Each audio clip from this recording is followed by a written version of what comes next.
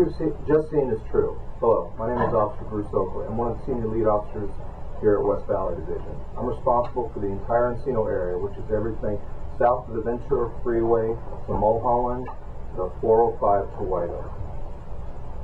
In the aftermath of these tragedies, people have suffered, people were hurt, and people died. You know, the reality is, what you just saw will happen again. They say the big one is coming.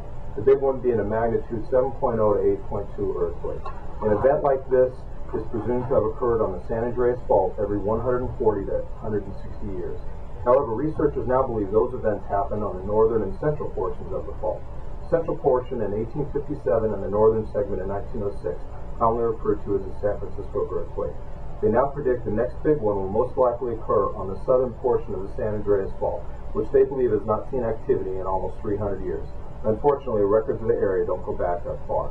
To put it in more simpler terms, the fault in this area is 15 months pregnant and due anytime. Here's the reality. It's going to happen. If you survive the initial quake, huge aftershocks will occur. And if you survive, there may be tsunamis, landslides, sinkholes, giant fissures, natural gas fissures, fire explosions, falling debris such as entire buildings, and the list goes on and on. What does this all mean?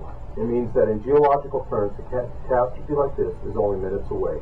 It means you have to be prepared. It means you are responsible for your own survival. So how do you prepare for this?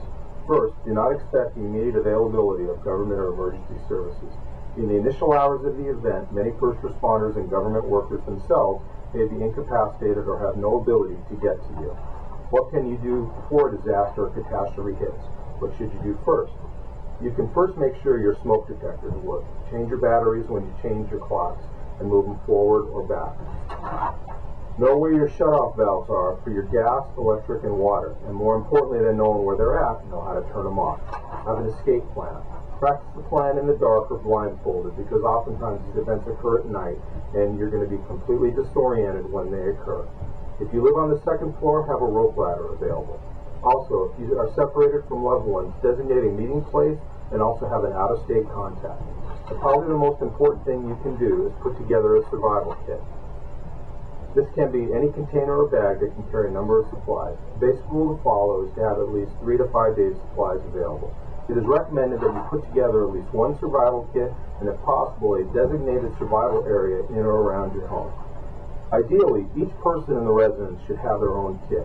I also recommend one kit per vehicle. If you have 2 vehicles, you need to have a kit in each of those vehicles. The kits should include fresh water, a first aid kit, blankets, toilet paper, matches, trash bags, non-prescription articles like aspirin, Tylenol, Advil, that type of thing. Another important thing to have is your prescription drugs. Extremely important. What do you need to survive? If you wear glasses or contacts, have an extra set.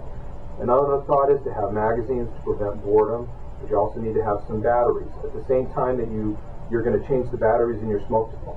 Another thing which would be good is to have a battery or solar-powered radio. One super important thing is have a car charger for your cell phones. They're simple to get, $5 to $10, and you never have to worry because almost everybody has a car and you can start the car. Solar power cell phone charger, have a little cash. Ideally, think about $100. And if you have pets, you got to have some pet food. A kit will greatly increase your chances of survival. For more info on emergency preparedness, you can contact 818-374-7637, who is our West Valley Emergency Coordinator.